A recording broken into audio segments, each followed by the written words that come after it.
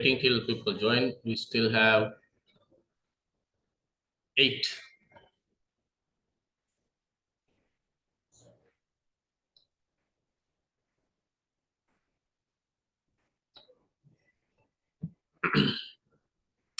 Never mind. In the interest of time, let us start. Let the others join. So, the topic we were discussing was risk oversight and governance. Let me share the screen.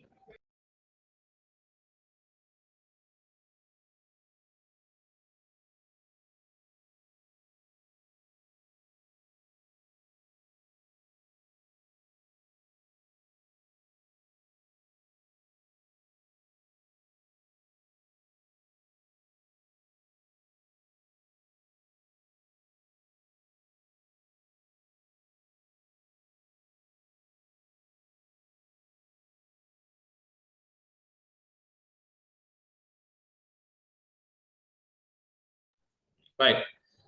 So, we were discussing about the risk committee. That's where we stopped. When we were discussing the risk committee, we discussed the overall scope of this committee and the mandate. Then we stopped at this slide. That was the last slide. The composition of the risk committee. So as you can see, the risk committee is generally chaired by a non-executive director, right? Non-executive director.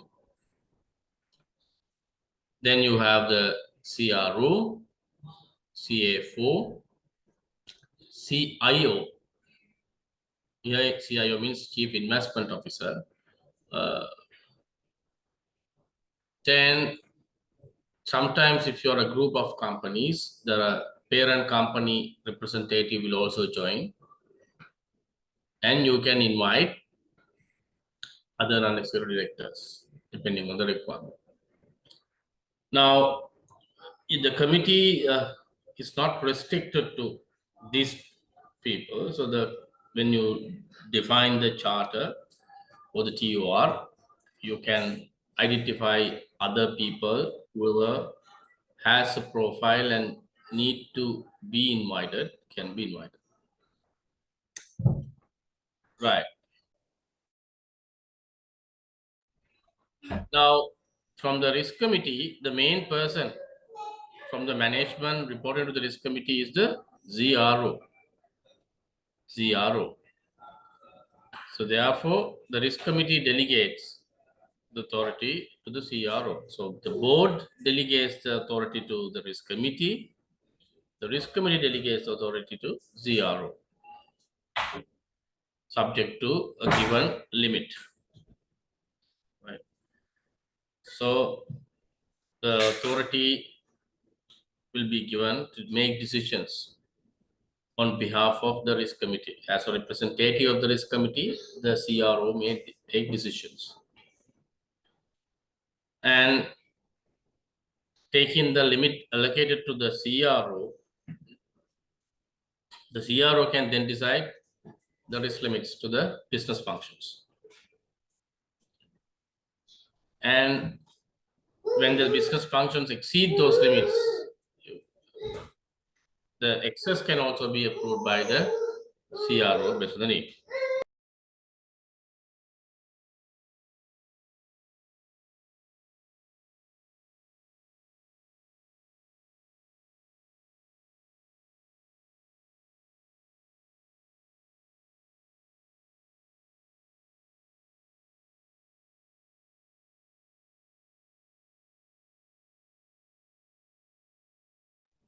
Sorry about the disturbance. Right. So the delegation can work that way. Now, as the topmost member of the management responsible for the risk function, the CRO is responsible to manage the firm's risk management strategy. So responsible for the firm's risk management strategy. So generally the overall risk management strategy is stemming from the CRO to the committee for deliberations, and then they do the alterations before they finalize. and the firm's risk policies and methodologies. Right, risk policies and methodologies.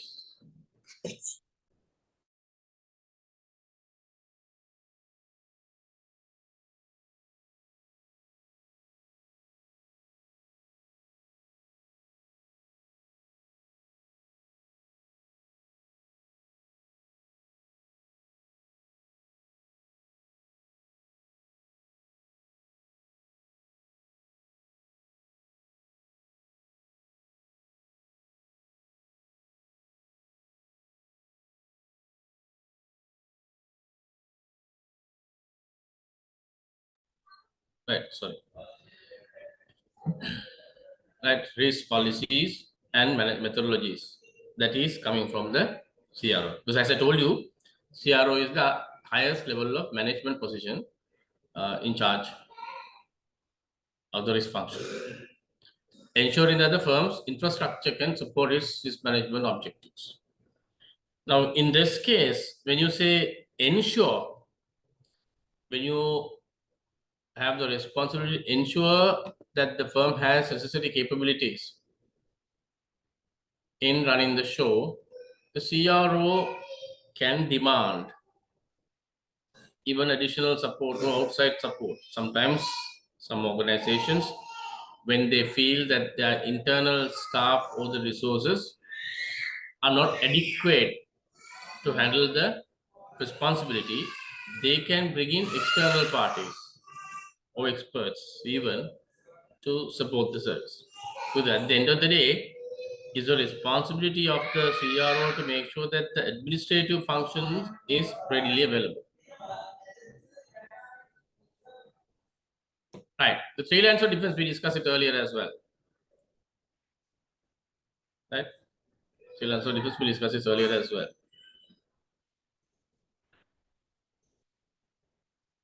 So what are the three lines of defense?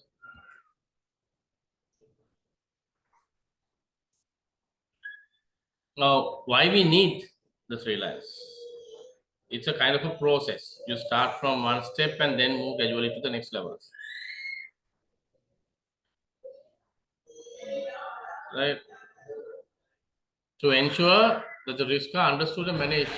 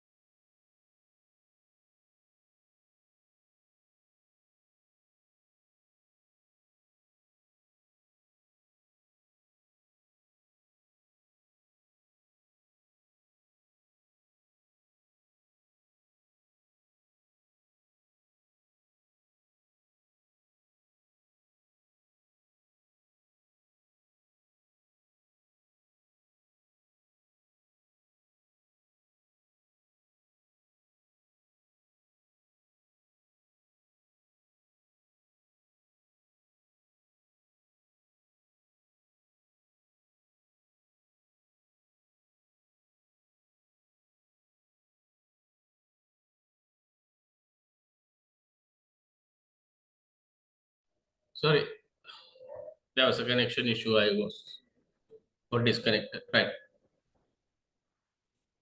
So three lines of defense we were discussing. The first line is the business management. We discussed this before, I'm reiterating it. First line is the business management. That is the people or the staff, whoever is responsible to run the day-to-day show.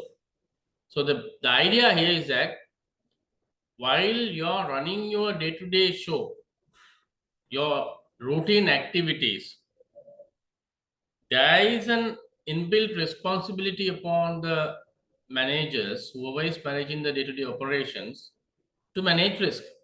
So managing risk is part and parcel of their routine life. That's what it is. So you can't hand over that responsibility to an outside function or an external party because it's part and parcel of your job.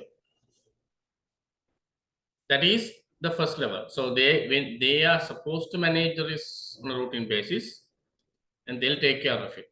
So then go to the next level.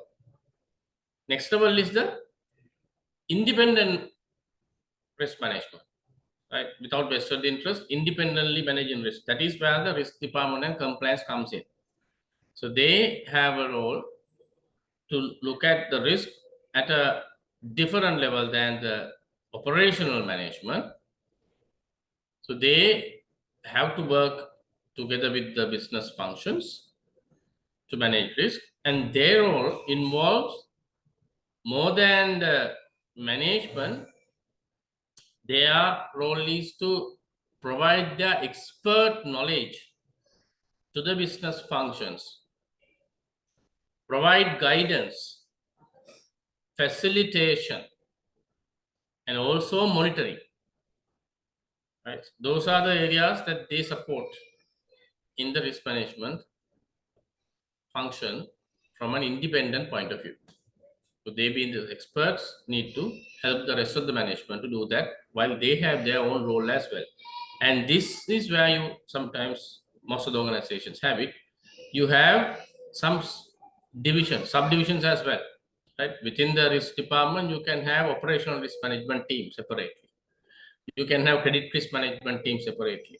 Depending on the size of the organization, depending on the complexity of the risk management, depending on the need, the organization can decide how they want to structure the department and how many pockets they want to have to cater to the respective areas.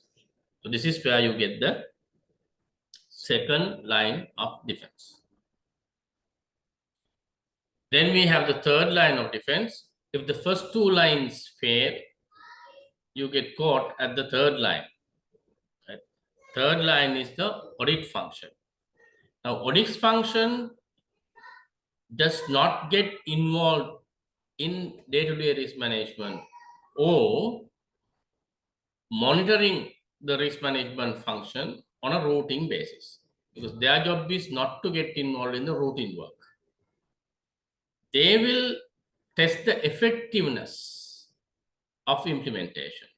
This effectiveness testing is done by independently validating, auditing the identified areas. Now, I think here we sometimes see in certain cases, we get the audit function to get involved in routine controls. At sometimes you say, okay, we will get the audit function to do the reconciliation as a monitoring function. Then audit function is getting involved in the business management function, right? The preparing reconciliation is not a independent function by an independent function like risk or audit. That is a function for the operational management, right? Only thing is that you need to find a person or a department that is independent of the particular task, whoever is responsible to work on routine basis. Right? The same person who is managing the bank accounts should not be doing the reconciliation. Should be someone else, but it need not be an independent function like risk audit. Sometimes you see the audit department is given a monitoring function. Audit department must go every month and tick something. That is not audit again, right? They are not going to do that kind of a routine task. They are there to ensure the effectiveness of whatever the controls that are implemented. And if there's a need for someone to go and take something on a monthly basis, it should not be the audit function. It should be someone else. And the audit function will go and see whether that activity of taking it on a monthly basis is happening smoothly. Is there a mechanism to happen it smoothly? If that is done by the audit function, then the audit function is unable to audit it. You can't review your own responsibilities. This is called the self-review threat. So we see sometimes in organizations, we don't clearly demarcate the responsibilities, or we don't clearly demarcate the 3 lines. Sometimes the task that the business management is supposed to do are assigned to the risk department. Because sometimes in the administration structure, when you discuss things in meetings, without your knowledge, you assign the responsibility and the risk people also take on it. Right? Because this is assigned by the CEO or somebody. But in reality, that is not their job. Even the compliance function, right? Compliance function is also not a function who does the routine work like the management. But the risk and compliance can have routine control functions. That is fine, right? So the compliance department is obtaining a monthly compliance checklist, monthly compliance confirmation from the respective branch managers. That is a routine control function that they do. That is fine. That's part of their job. But the audit will not do that kind of work. So that's the difference we need to understand. Right. So if you have any questions, clarification, please raise them then and there, so I can easily handle it. Then, if that's the case, otherwise we move on. Then we look at the key challenges. Key challenges in running an effective risk function or committee. I think we discussed some of the practical aspects. Those practical circumstances are the ones mainly put pressure in implementing. So the first one is establishing and maintaining the appropriate authority and autonomy of risk managers. This is a challenge because the risk managers act as the hub between the top and the operational levels. And they are the people who carry the message to the next level. They are the people who pass the control and the message to the next levels and ensure that the culture is maintained. Then determining what is the appropriate level of authority. What is the level of autonomy we give? It's very difficult to determine, not because the designing of it is difficult, but because when you give it, you have a challenge in the execution. Sometimes, this organization, if you don't have proper professional culture in the organization, when someone is given an authority, has a tendency of misusing it or abusing it, right?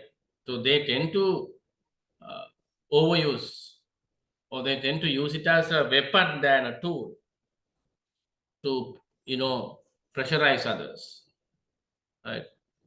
Or take advantage of it. So it's very difficult to then decide what is the level of autonomy you are giving to that person. Sometimes, in order for that person to execute the function, that person requires a certain degree of autonomy.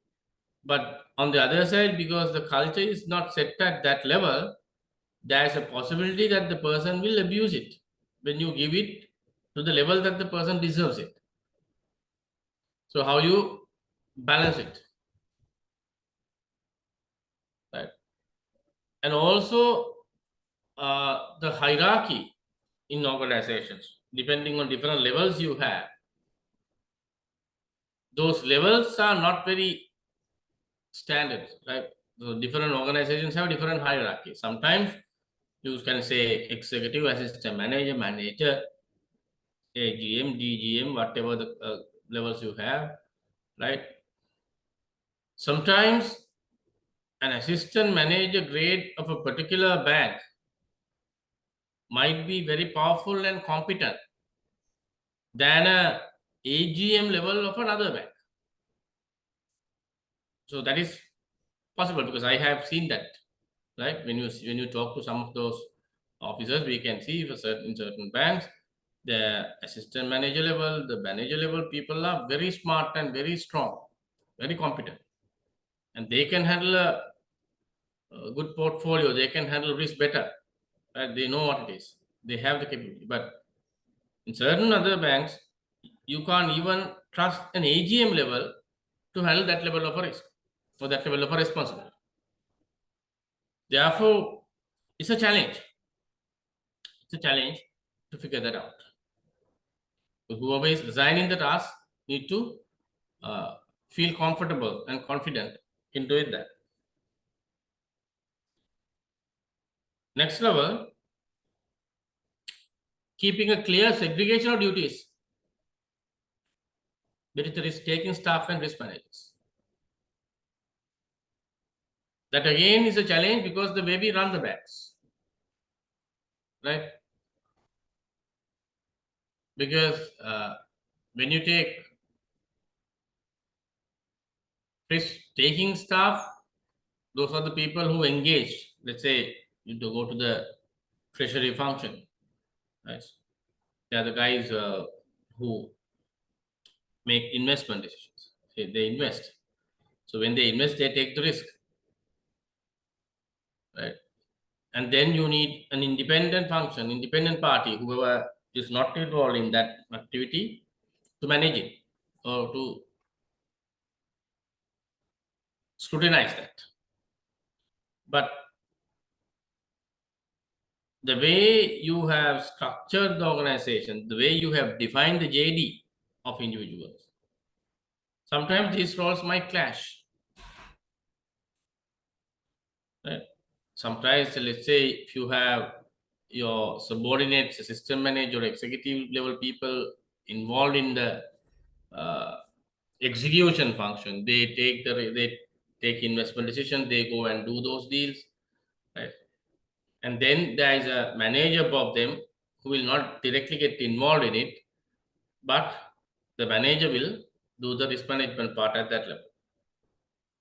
So there you can see this demarcation. But what if the structure of the organization is such that even the manager is part and partial, right? Manager is playing a role in investment decisions. When investment decisions are made, when investments are done, manager is working together with the rest of the team.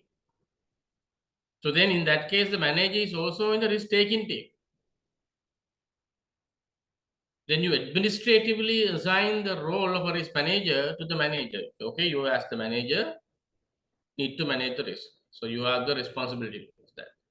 Then what happens is you are given that responsibility for the title, but effectively the manager is on the risk taker side. Then it's a challenge, right? Because the effectiveness of that risk management function is diluted with that. Then the relationship of risk managers to the business, that also affects, right? It affects in two ways. On one side, if the risk managers are too close with the business people, they do not what do you call, want to challenge them, right? Because they're your buddies, your friends, you're very close. You don't want to challenge the party. You tolerate, okay, no mind, do this. Sometimes when the other party is not following the procedure or the control, you tend to put a blind eye, right? You know that the person is not following the right procedure, but you just ignore it because you think it won't be a problem, it will not materialize, it will not become a risk. That is one thing, right? So when you have a very close relationship, you lose the ability to challenge and monitor. On the other side, if you are too distant from the business, I mean, you don't have a proper relationship, it might be difficult for you to get things done because you don't work collectively.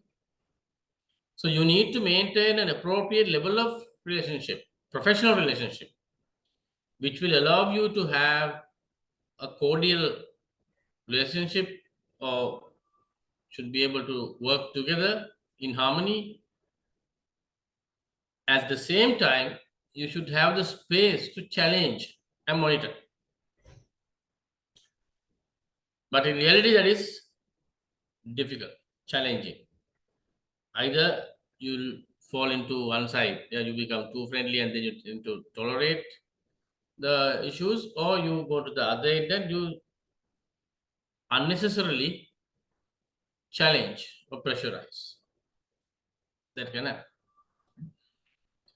So these are practical challenges, right, when dealing with these matters in real life.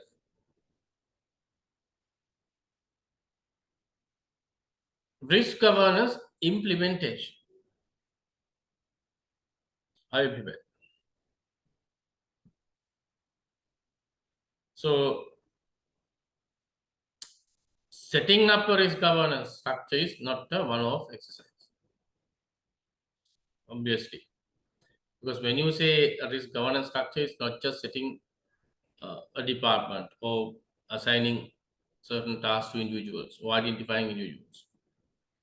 It's a broader thing, and it is a very carefully executed thing because you need to look at all aspects I mentioned. So what do you do? It needs to be within a broader sense of overall risk management philosophy of the organization. You need to implement this governance that includes policies, procedures, structures, responsibilities, roles, everything. The next point when you do this governance implementation is that organizations won't stay as it is, right? They tend to change, right? They tend to change. So these changes can be planned or unplanned, right? Sometimes you plan certain changes in terms of your structure, new roles, or whatever. Sometimes, due to the circumstances, you may have to deal with certain matters then and there. So these days, even when you have a crisis, especially during pandemic, you must have observed, uh, you are compelled to operate the organization in a particular way than what you generally do or what you want to do. So circumstances push you to change situations, change structures. So whether it's planned or unplanned, it is important to understand what the current status, governance status of the organization, and then when there's a tendency to change, what that change is about and how the rest of the matters need to be aligned to suit that change. Sometimes organizations fail in their risk management framework because they do not change the framework to suit the changes in the organization. They have a rigid structure.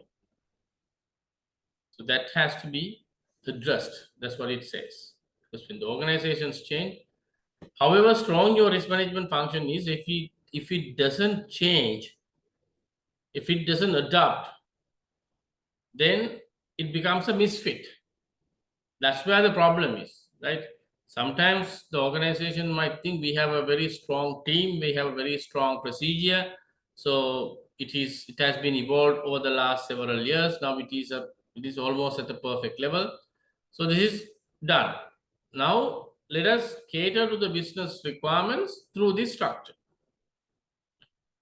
But unfortunately, if the business has changed, however strong your risk management framework, it doesn't matter because it doesn't suit the current business now.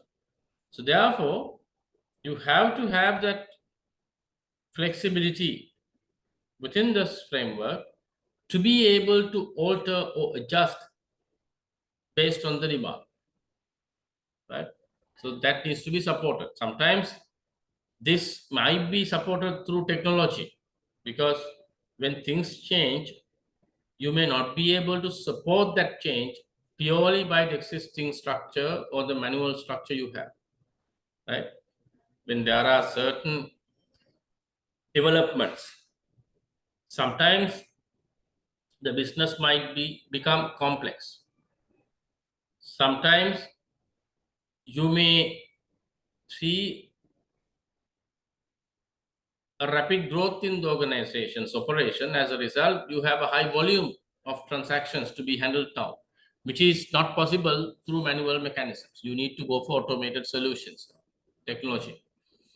Sometimes there is a demand for structural changes because you may have expanded or diversified your business into various other channels that were not operating in the past, or you redefine the manner in which you operate your business, or maybe you bring in new products to the portfolio. For example, if a bank uh, didn't have the credit card, now introducing credit cards into your portfolio as a new product. Now your risk management in a credit card business is entirely different to what you do with your term loans, right? So if you get into a pawning business, that's a separate business. And how you manage risk in that business is different to how you manage your risk in your term loans again.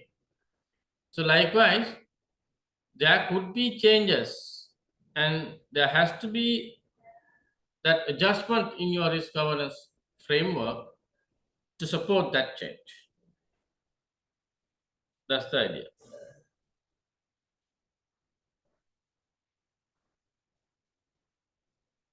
Right.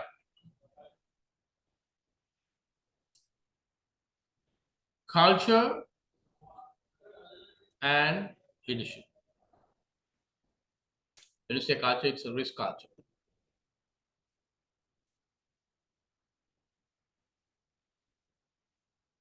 So we talked about the policies, procedures,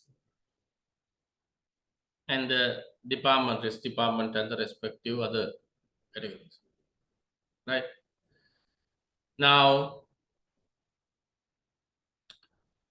when it comes to effective implementation of this, right, whatever you implement, the effectiveness of that depends on how strong is your culture and how effective is your leadership. These are very important points. So therefore, if your risk function is not happening effectively or properly, before you change the procedures, you see whether the rest of it, because it's a package. It's a package, right? You have policies, procedures, and then you have a culture, you have your leadership structure, sometimes you have systems, all of them together. Right? It's a package. So what are the factors affecting the control culture, risk culture? So governance and policies. Right. then risk appetite or the risk tolerance, transparency, integrity, ethics, and social responsibility. I'm going to discuss each of them separately. Yeah? Education and development. Right. Let's go one by one. Governance and policies. Now, this is the main area out of the list we've discussed.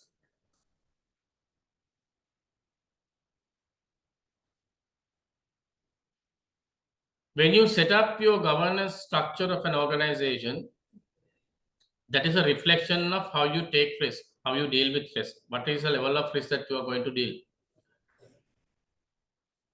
So, because this is, in a way, the tone you set at the top from the board level. And then how seriously you take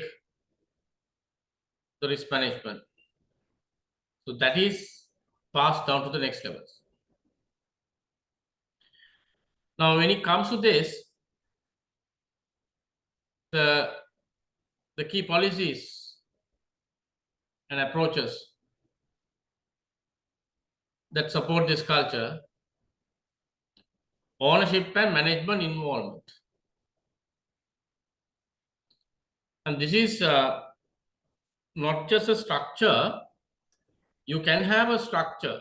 You have the ownership. You have the management layers of the people. But how far those people take individual accountability for their actions or for their responsibilities. So that is what is discussed here. Because say, I'll take, for example, if the rest of the staff do not feel that the managers do not take personal responsibility in driving the risk culture, the rest of the management do not feel it as a serious issue or serious matter, right? Let's say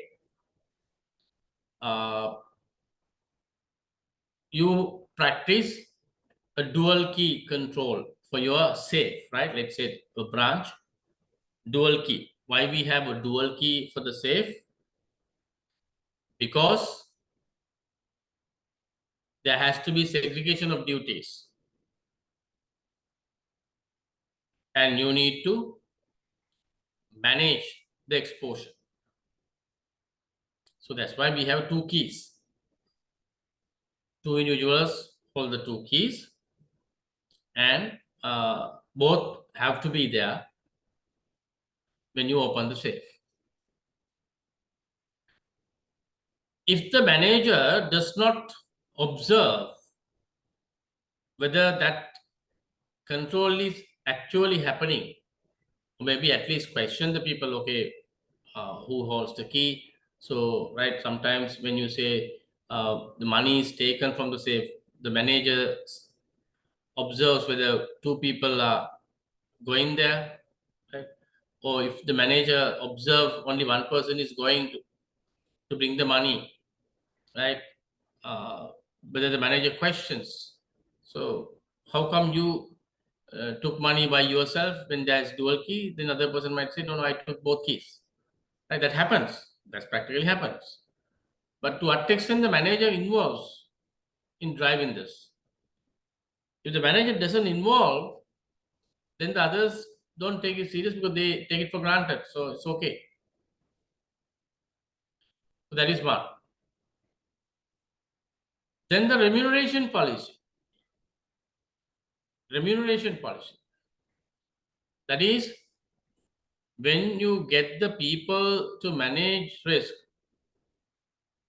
one way you can motivate or push to act in a particular or expected manner is by linking your remuneration linking your remuneration to the risk management responsibilities. What do you mean by that? So this involves performance management sometimes, right? Maybe KPIs. So when you have KPIs that involves managing risk, and sometimes depending on the role you play, you identify some activities as critical activities of that particular person, which will support the risk management of the organization. When you have that kind of responsibilities on certain individuals, you can make such responsibility a KPI, and then the extent to which the person is performing that can be measured and then linked to your remuneration. You penalize the person for not doing that task. So then there is a incentive for the person to execute that task effectively, because the person knows, if I don't do this properly, I'm getting affected because my remuneration is linked. That is one way. In the staff appraisal process, that's where I connected the remuneration with the appraisal process. The appraisal process is linked to the remuneration. Appraisal process is where you measure the performance, and then it's linked to the remuneration, both. The risk policy. So when you say risk policy, you know what risk policy is, but how robust is your risk policy? Does it cover all levels? Does it cover all division? Does it cover all staff the way you have defined it? Right? Then is it understandable how far you share those among the staff and make it available for them to read and understand? So you can have policies, but if the policies are not shared and educated, then those policies may not be able to be implemented effectively.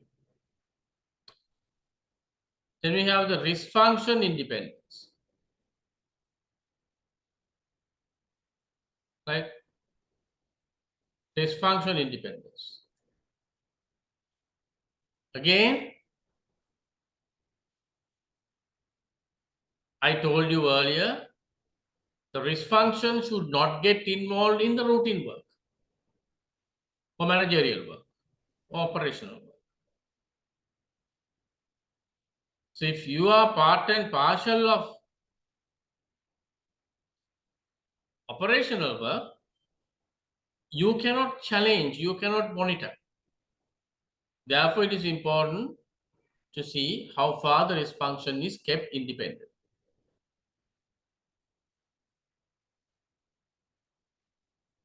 Right? Then the caliber of risk personnel.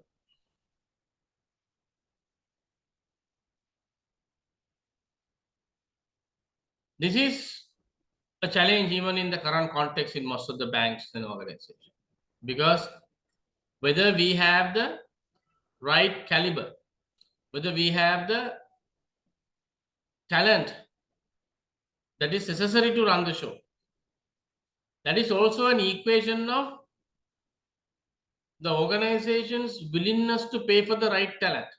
Right? Sometimes your remuneration structures prevent you from hiring the right person. I know in the current context we see in most of the organizations, right? The people are very demanding, and sometimes your remuneration structure prevent you from hiring the right talent. So that creates a gap in the function, and in as a result of which it affects the effectiveness of the risk management function. Then the escalation and whistleblowing process, another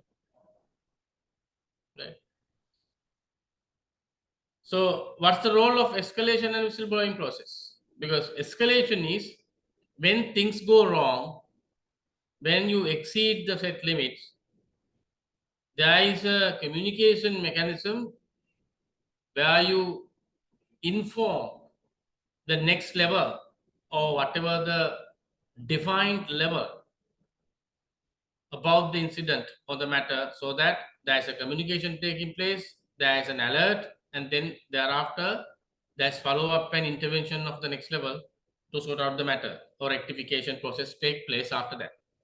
But if there's no escalation, sometimes certain issues are just lying in those departments, nobody knows.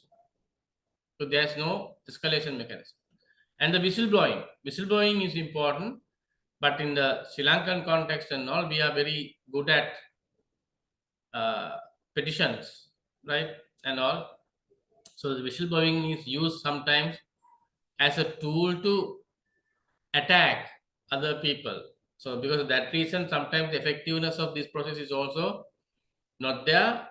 But as a governance mechanism, it is important to have it, because when the formal channels do not surface issues, when the communication doesn't happen through the formal channel and protocol, the whistleblowing process takes make sure that the information is flown to the next levels, right? If there is a malpractice that is taking place, if certain people are not following the policies, then there is a channel to escalate or communicate such matters so that the appropriate actions can be taken. So that these mechanisms will ensure that the people are kept vigilant, right? So for example, when I know if I don't do the right thing, somebody will go and inform my boss, somebody will complain to the risk department. So if there is a culture within the organization of that sort, staff is skeptical about it. So they are scared of it. Therefore, they will try to adhere to the policy. They will not try to deviate, because there is this mechanism that will expose them. Then the code of conduct. Right? Code of conduct is something that is defined by the organization as appropriate. So how you define this code of conduct? There you talk about acceptable behavior and the standards of ethics, and how you deal with ethical issues in the organization, right? All that is there. So what is expected of the organization from the staff is there in the code of conduct. So then how you define that will also set the tone for the staff to act, right? If you are very relaxed about certain things, then staff will also take it that way, and then you become relaxed. But if you are serious about some of these guidelines and implementation, then the staff will also take it that way. So they know if I do not adhere to this, then you have to face the consequences. So as you can see, these items, the list of things as to show, seems very routine and basic, but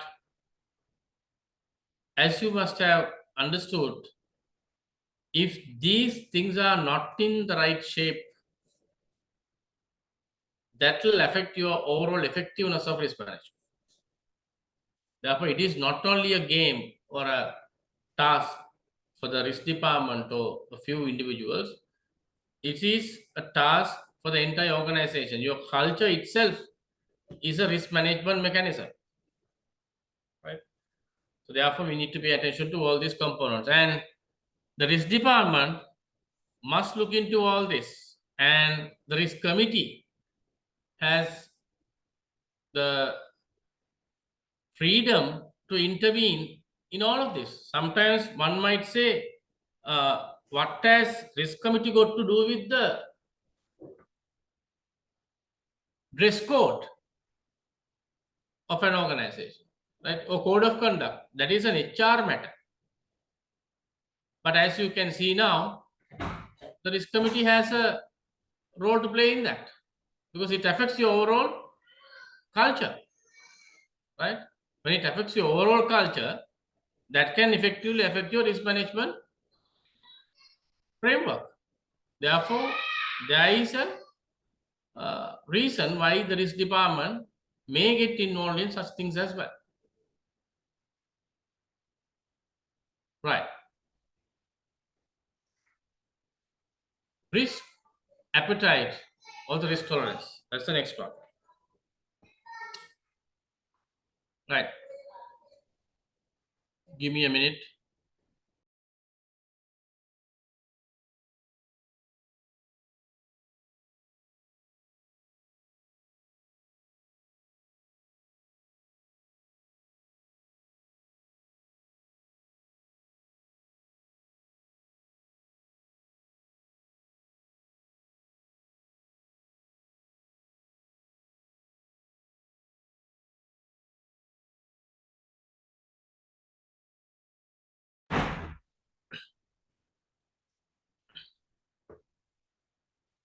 Right.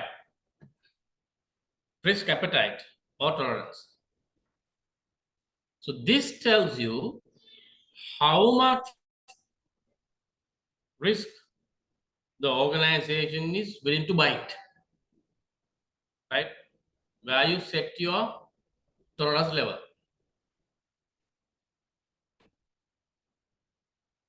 That will set the tone within the organization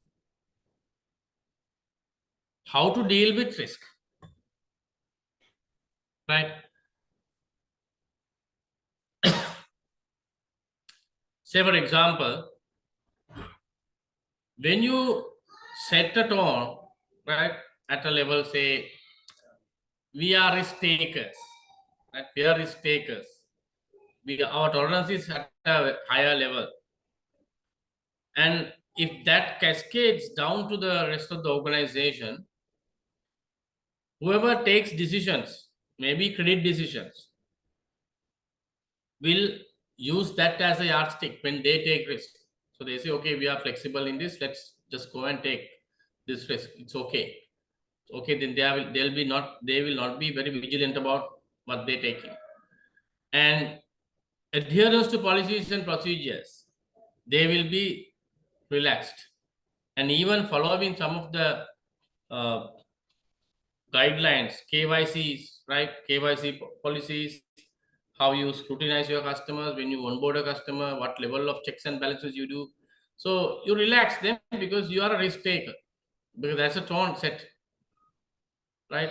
And even the managers, when they sign for documents, sometimes when the document is shown, they just sign. They don't have this habit of checking it before they signing it. They simply trust their staff or they just ignore that fact. So those kind of actions will tell your risk tolerance, that you are a risk taker, right? So those can be fixed starting from the highest level, because the risk appetite is set at the board level. When you set that risk appetite, it cascades down to the next levels.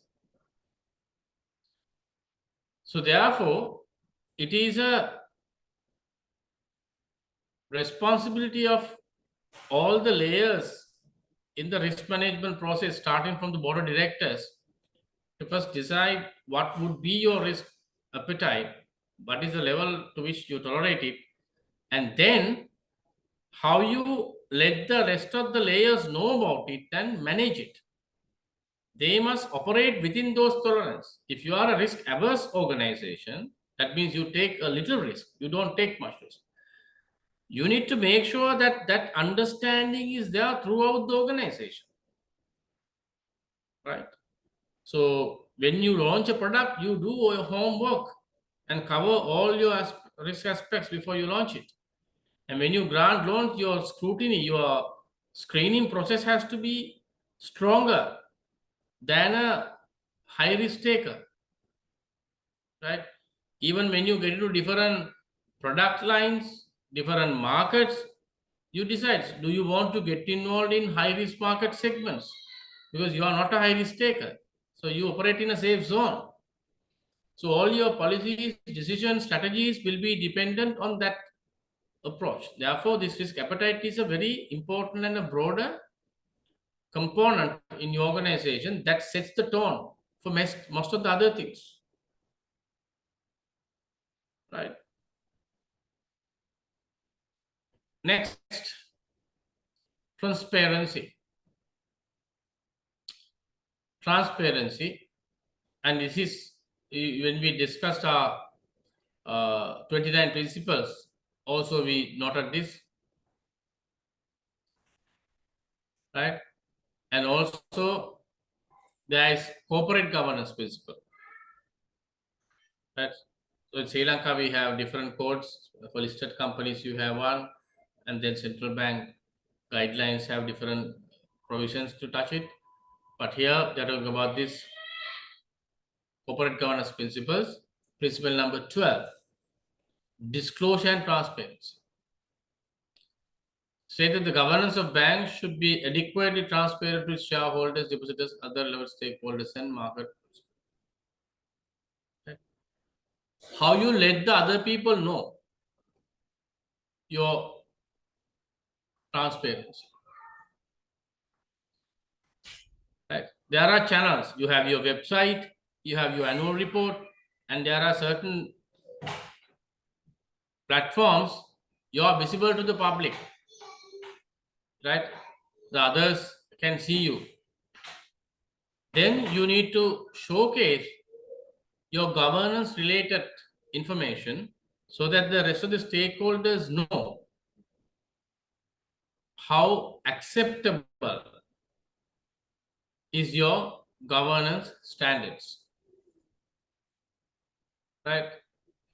So what are the things that you need to generally showcase in public, in your website, to annual report, or other places you are visible? Board structure and senior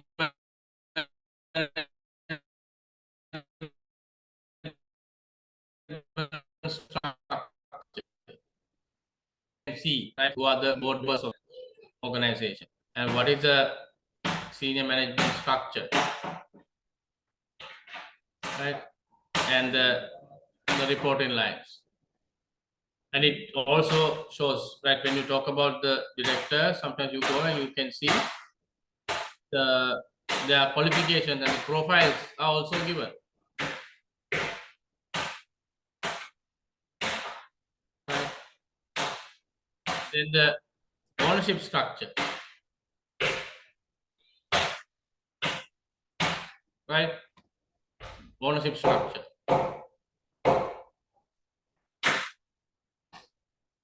So who owns this? The shareholders or the parent? And all that.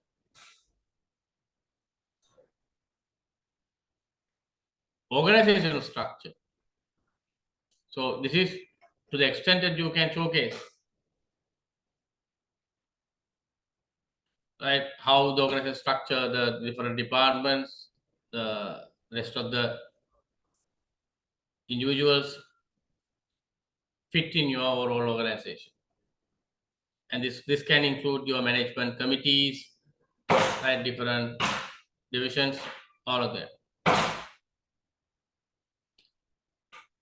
Then the information about the incentive structure, right? Some your remuneration policies, right? So especially, if you look at unlike in the Sri Lankan context and all,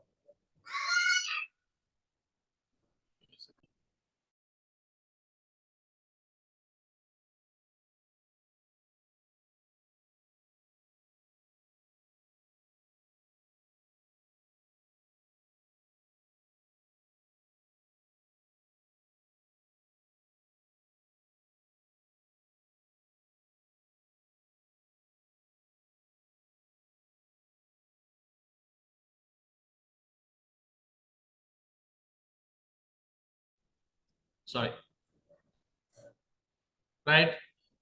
Then because unlike in the Sri Lankan context, especially in the Western world, they even go and disclose the entire remuneration package of the top management, the director, the CEO.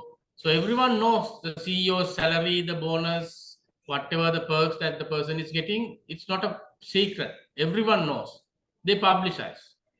But here we don't do that, right? We hide it. So the transparency is there. Then people know whether the top executives of this organization or the leaders of this organization are unfairly remunerated, right? Are they getting undue advantage? That is also highlighted with this. Then you can disclose, right? Apart from that, the code of conduct, right? Ethics, that will tell what are the principles or the ethical frameworks used by this organization. Then the bank's policy on conflict of interest, how you deal with them. That is where the related party matters comes in, right? And sometimes organizations have this gift policy, right? Where you define clearly whether you are entitled or allowed to take any gifts,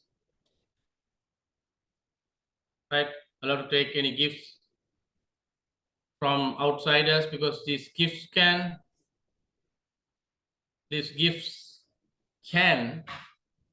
impair your independence, right? It will affect your special interests. So that kind of things are available. So this is just a very high level list of things, but that will give some transparent aspect of your organization. The public can see, your stakeholders can see. The next one is internal transparency. Because when you have internal transparency, that transparency is not about the things that we discussed earlier, which we expect in the public domain. So this is a transparency at a different level, right? This is when you deal with internal people, right, within the organization, right, within the organization.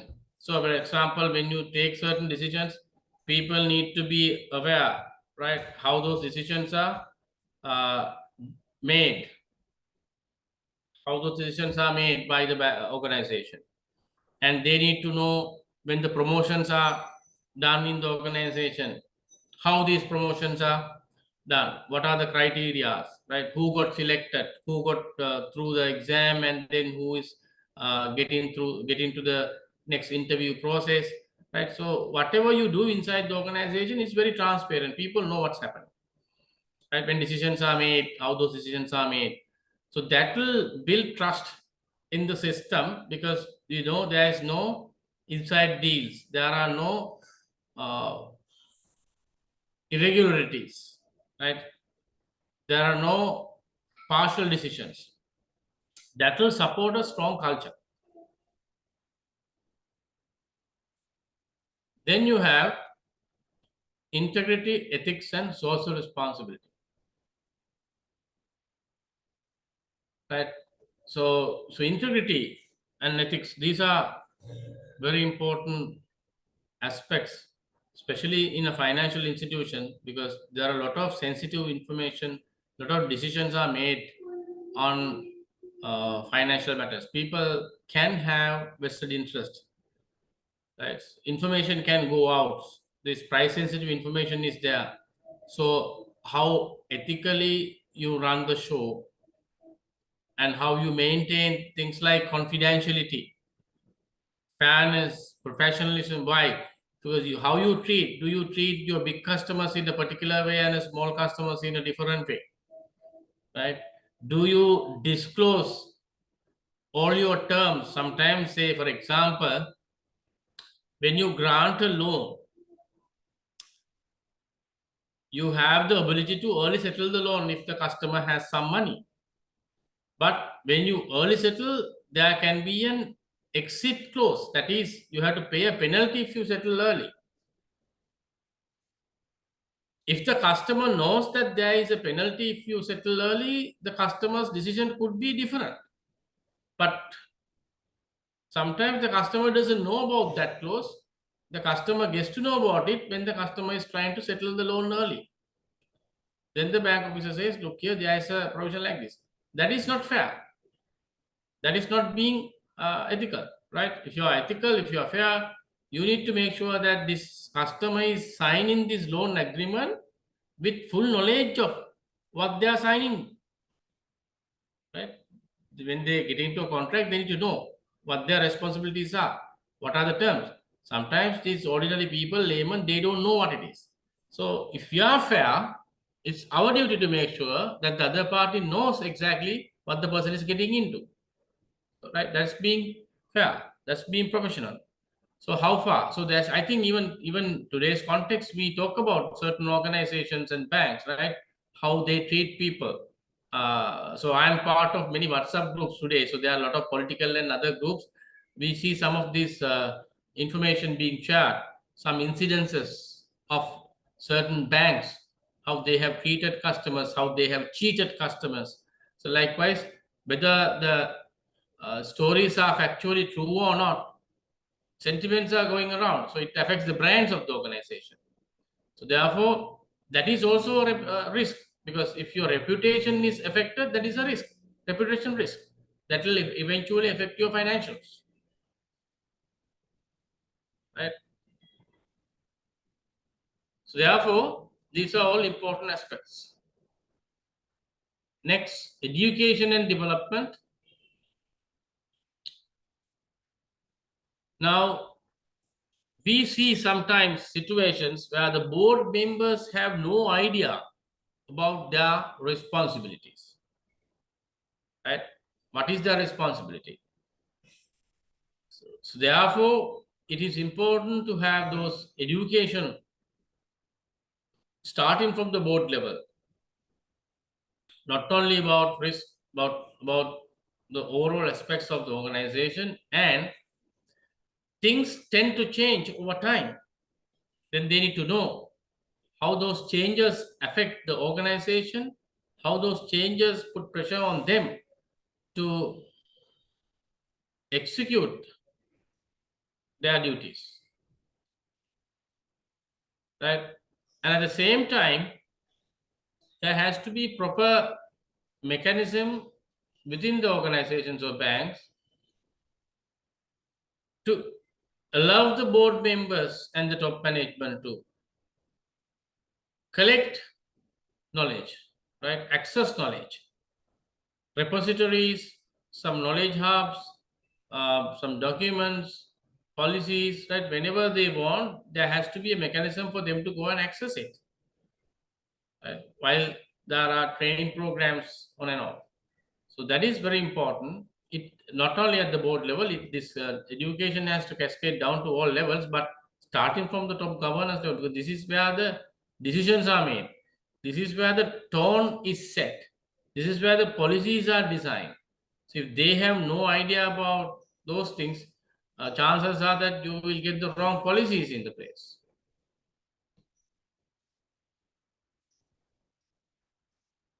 Then reducing risks. Now, reducing risk means, the idea here is, we need to understand that there is no such thing called eliminating risk. You can't eliminate risk, right? You have to deal with risk. You have to live with some level of risk when you run a bank or a financial institution. There's no question about it. But all what you can do with risk management techniques is to reduce it, right, to a level that is acceptable. So then everyone needs to understand how you understand risk, assess risk, and then act to reduce risk. For that, you need certain tools and mechanisms, methodologies in place. Once you identify risk, how you reduce. So that understanding must be there throughout the organization. Right. Right. There is a concept called moral hazard. So you might have heard of it sometimes.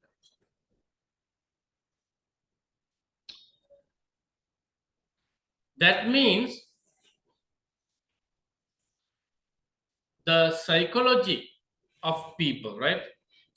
Your behavior tends to be different when you feel that you are protected or the risk mitigation mechanisms are well, right? Now, for example, imagine a situation, you must have experienced this. How you drive your vehicle when you have a valid insurance policy versus when you know your insurance is expired. Let's say your insurance expired yesterday and you couldn't renew it. So now you have to renew it within next couple of days. Until you get the new insurance, how do you feel when you drive your vehicle? Don't you feel little stressed? Aren't you much more vigilant than other days when you drive the vehicle on the road? Right? You might not drive fast. You might be very careful not to knock your vehicle anywhere because your insurance is not there. But when you have your insurance, you feel very comfortable. You tend to even drive recklessly. But the point is, whether you have an insurance or not, the manner in which you drive will determine whether you meet with an accident or not. Right? Because insurance will not prevent you from accidents. Right?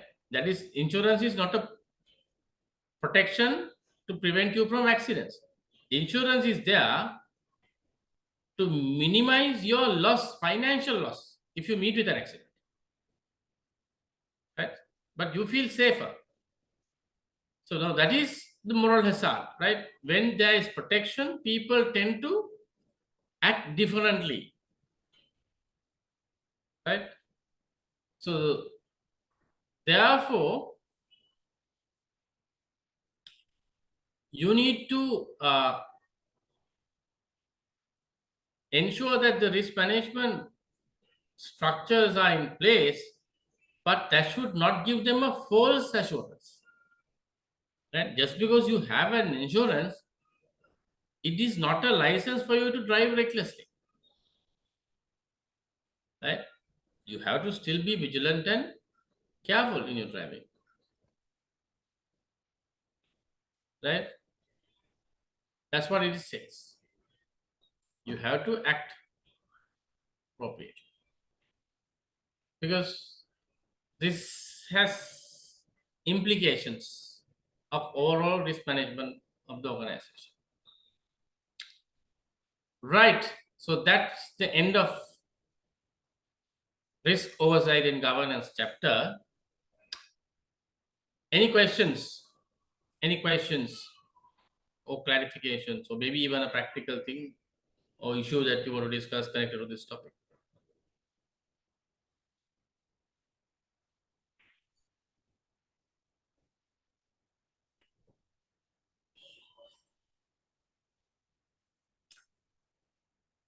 Right. No questions? Then let's take a break. Let's take a break of 20 minutes. And then I'm going to start the last lesson of your syllabus. Right? If time permits, I'm going to finish that presentation. We'll see. Okay, so let's take a break and we'll come back in 20 minutes.